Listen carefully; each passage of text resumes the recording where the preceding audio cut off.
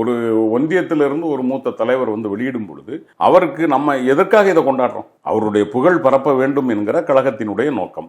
அதை செய்யறதுக்காக அவரை நம்ம கூப்பிட்டுருக்கோம். அவர் வந்து பண்ணியிருக்காரு. இப்போ அவர் வந்து ஒரு ஒன்றிய அமைச்சர் வந்து பேசும்போது அது ஒரு நேஷனல் லெவலில் போகுதா இல்லையா?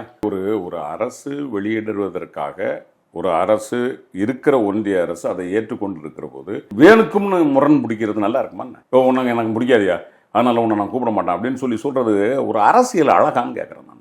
நீங்கள் ரொம்ப கள அரசியலையும் அரசு நிலைப்பாட்டையும் வந்து கன்ஃபியூஸ் பண்ணாதீங்க. ஒரு உதாரணத்துக்கு மாற்றியே கேட்பேன். இப்போ இவ்வளோ தூரம் நாங்கள் எங்களை எதிர்த்து நமக்கு எதுவும் செய்யாமல் இருக்கிறது தானே பாஜக அரசு. சரி, நம்ம கேட்டோம்ல, ஏன் ஒத்துக்கிட்டாங்கங்கிற கேள்வி வருதா உங்களுக்கு?